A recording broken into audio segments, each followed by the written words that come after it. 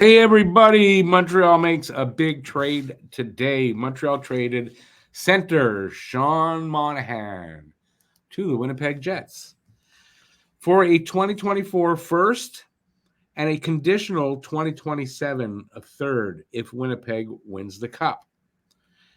So it's Monahan for a first is what I say, because I don't see them really winning the cup. Hey everybody, I'm Rick. That's I'm Matt. Welcome to Talking Habs, where you get your daily fix of blue, blanc, rouge, and we are going to talk about the Sean Monahan trade today. I've got a bunch of points here. We're going to go over them, and we're going to give our opinions of these points. So we're going to start off with this was great asset management. They got Calgary's 2025 first. To acquire him. That's why I'm trying to figure out what I wrote here, because for a second it didn't make sense.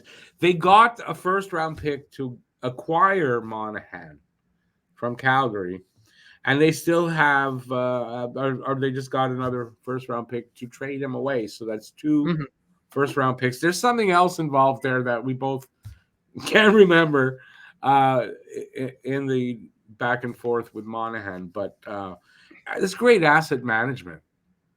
You know? I mean, A1 asset management. Look, I mean, from just from a front office perspective, from obviously the state of the Canadians rebuild perspective, the fact that we just turned Sean Monahan into 2 first-round picks, and like I said, if Winnipeg wins the cup, a third, and there was another piece in that trade. I'm going to try to find it. I can't remember what it is. But I mean, that's just A1 asset management. You basically got 2 first-round picks for free. I mean, basically, right? I mean, that's basically what they because Monahan, it was a salary dump, so we got, and then you end up re-signing Monahan for $1 million. So no harm, no foul there, and he's having a good season, and you cash in on it. And as much as you and I would love Monahan here and just love him as a player. In I'm general, sad he's gone. I mean, I'm sad he's gone. When I heard it, I'm sad. Yeah, but I mean, you can't really deny that. A lot of people said you're crazy if you think you're going to get a first round pick for Monahan on Twitter. Yeah, like a lot of people. I saw that a lot. I'm 2 for 2 right now in the last 2 trades that went down. I said we'd get at least a first for Monahan, and I said Lindholm was going to go to the Canucks. I'm 2 for 2. You're 2 for 2, man. I was not in on that Lindholm thing. It wasn't on my radar even. I wouldn't have gotten that for sure. I think this is really good asset management. And as we were just talking about before we were filming, Dave got next season, not 2024, 2025, right? 2 firsts, 2 seconds, 2 thirds, 2 fourths. That's crazy. Like, you want a deal, you got good picks. I mean, even this year too, right? I mean, 2 firsts right now, a second, I believe 2 thirds, a fourth, a fifth, and 3 sevenths, and I think a 6th. Right. So there's a lot of draft capital there. Like you said, you want to make a move, or again, just in general, having that many high draft picks in the high rounds is again just great to keep that cupboard full. You got to kind of think that, I think I have it down here later, but I mean, that's kind of like they want to make a move like Doc or Newhook. Exactly. They just said, or they've got 2 first round picks. I mean, which isn't bad, but I personally think this is kind of the setting for them to attempt to land, I don't know who, but a deal like getting Doc or Newhook. So, I mean, very well could be. And look, if somehow Calgary were even to make it to a wild card spot, which means their pick would end up like 19 or 20 to 30, in that back end of the draft, that pick could potentially be another first round pick this year. So again, just A1 asset management. You got to think if they're going to have 3, I would think they're going to use one of those to trade. Right. Absolutely. And again, you could move up with that, or you could target a guy like a Newhook or a Doc, a good young player with some potential to tap into. Yeah, which is what we know that they've said that they'd like to do that again. Right. And I mean, I think it goes without saying. I mean, granted, obviously it sucks that the Doc got hurt this year, but I mean, we all saw just in that first game alone. I mean, he was right on the cusp of breaking out, and a player like Newhook came in and up until his injury, I thought he was fantastic, good fit here. And, again, I like the way that they're building this team out. I really do. Yeah, 100%. Another aspect here is that they didn't retain any salary on Monahan. So they'll still have like one retain left.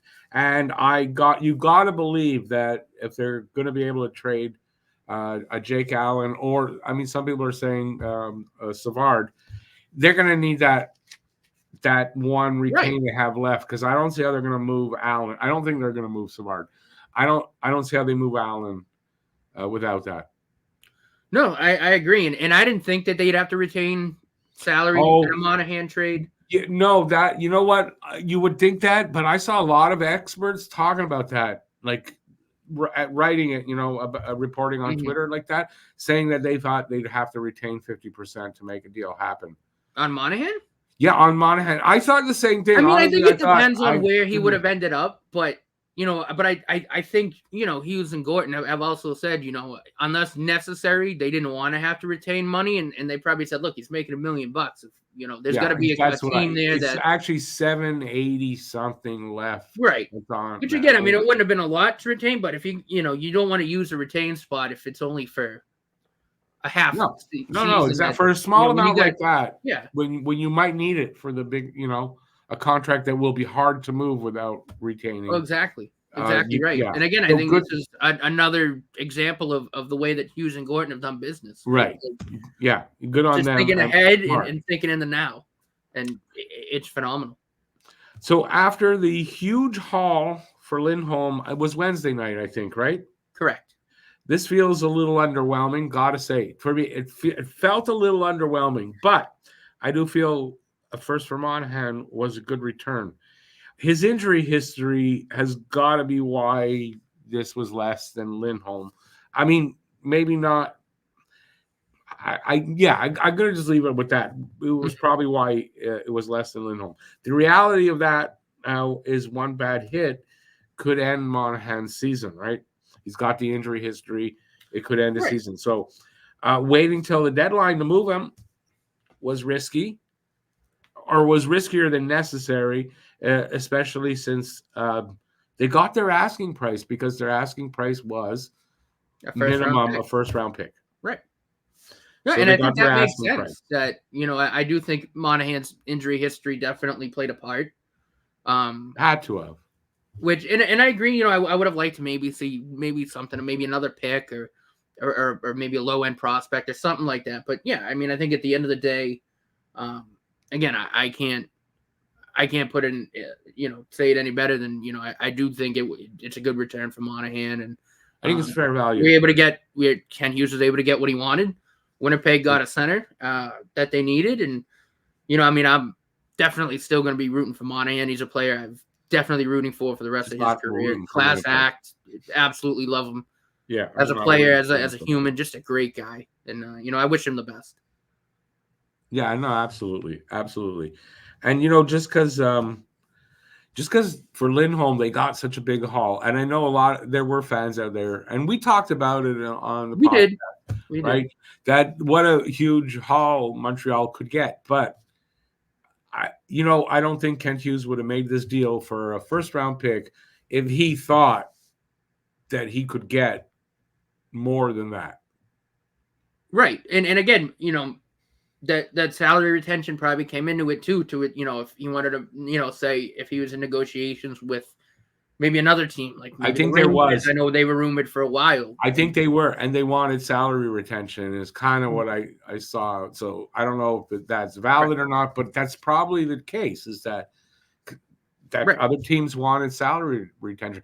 But teams don't have a lot of money, so no, and that's how bad it is. And the fact that we didn't have to retain, granted, again, it would have been a very small amount of money, but the fact that we didn't have to use a slot to retain money to move Monahan, and we got what we wanted, again, it's just but it also uses phrases. It's great asset management. It also says that little bit of money made a difference in what was offered back. Right. So yeah, and I think they were not going to retain. No.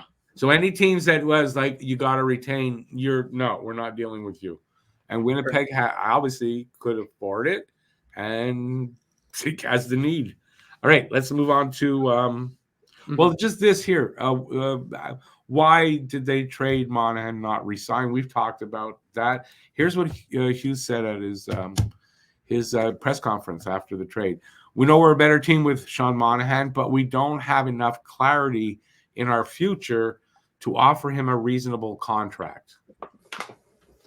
And, makes a lot of sense. They're not in a playoff run. I would think if they're strongly in a playoff run, that they wouldn't be trading Monahan. No, I think if we were, or even if we were at a point where we still could have competed for a wild card spot, I don't think he would have been moved. But right. No, I think at the end of the day, we weren't there. They would have waited longer, right? To see if they fell out. Like they would have waited longer, right? And perhaps that this offer might not have been on the table. And there was no way. Because we both thought they'd finish a little outside the bottom 10 when the season started. There was no way they were going to finish outside the bottom 10. No, and again, I think it does. And there's many reasons for that. I think, and again, amongst them, I think the biggest one, I think, is the injury to Kirby Dach. Yeah, no. As I stated, reasons. I mean, he was, but I mean, I think he was a big part of it because you and I both recovered. They kind of, but you're right. I think if you go all the way back, I think just not having a skill set there because we saw that he was ready to break out and really kind of show his stuff this season. I mean, granted, it was only a game in a period, but I mean, there was it was set against them. It was too big of a mountain to climb. So this kind of, I think we're going to talk about it in a bit. It helps them. We're going to get to that. I just want to show because I don't want to move ahead. This is what Monahan did while he was here.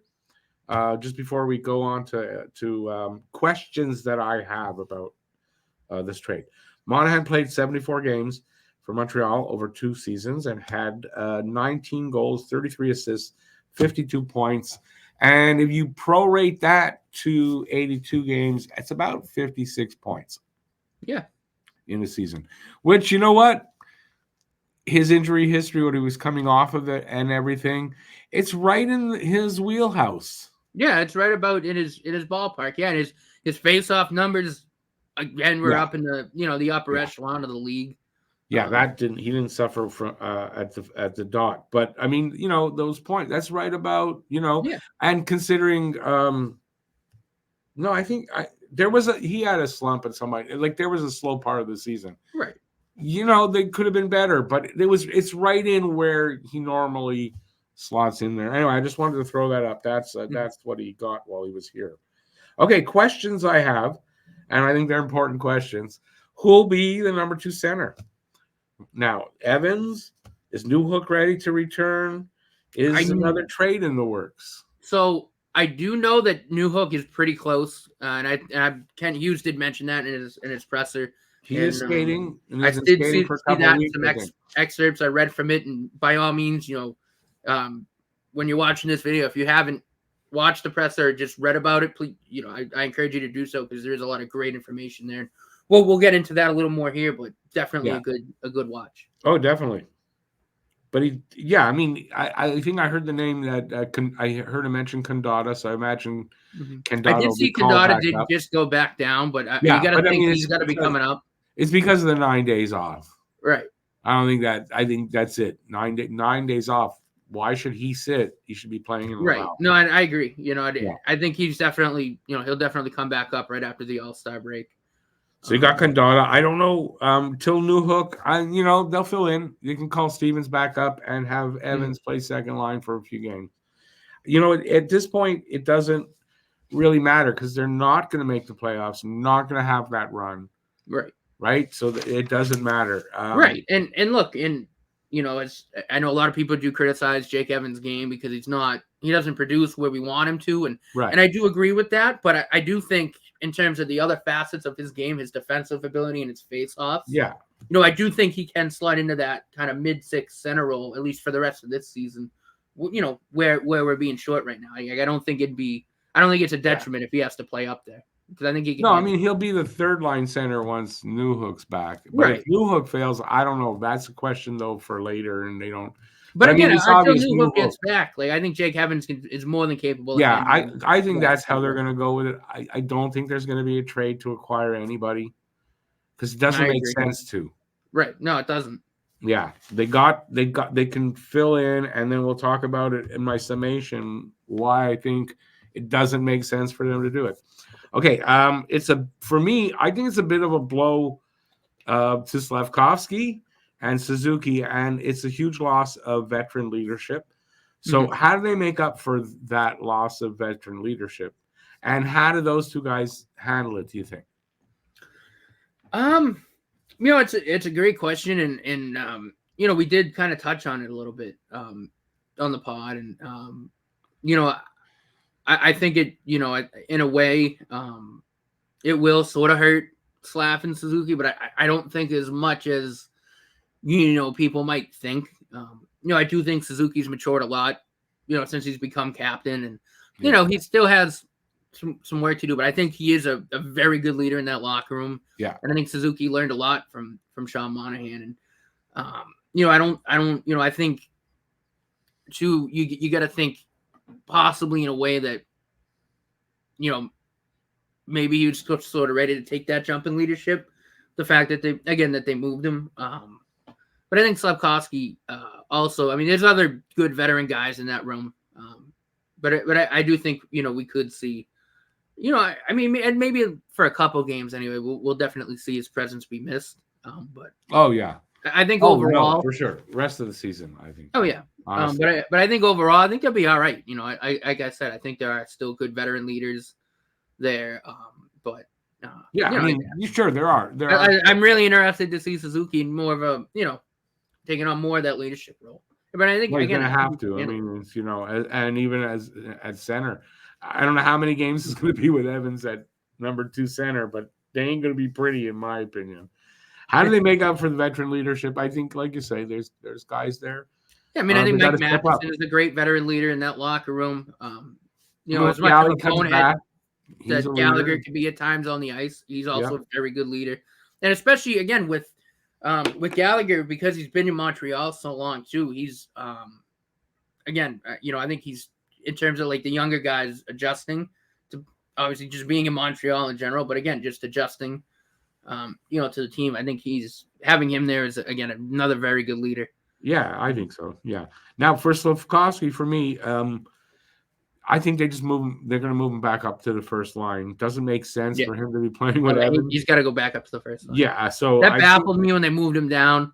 I don't know what that was about. Chemistry. No, there was good chemistry with him and Monahan. No, that's why I mentioned. That's why I say for Slav, like how it's a blow for him. But they'll move him to the first line. I think it'll be fine.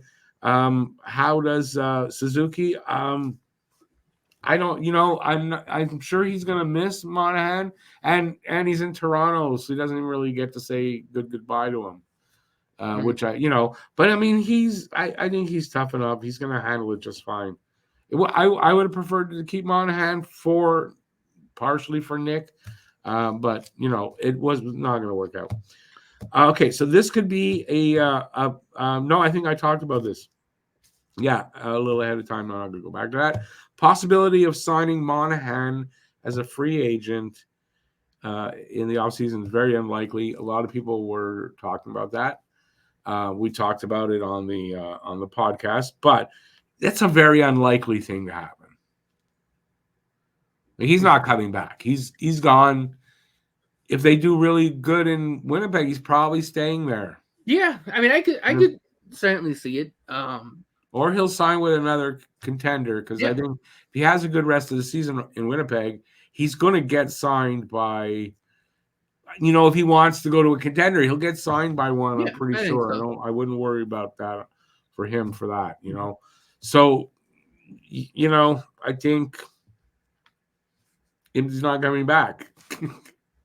No, I don't see it. It does happen, but it is very rare. It's rare. It doesn't happen often at all. But again, even though he won't be on the team. I know just for a fact, he's cultivated a lot of friendships with guys like Suzuki in the locker room, and they'll train together in the off season. So, he'll still be able to impact their development and oh yeah, they'll still talk on the phone and shit like that for sure. But also, in a point here, remember what Hughes said. They couldn't. I think they were not able to offer him a reasonable contract. Isn't just because they're not in a playoff run. There's other aspects to it, I think, and I don't think that changes. And so I don't see if they would be dealing with him or negotiating with him. But I could be wrong. But I don't see it. That's my dog barking to annoy us.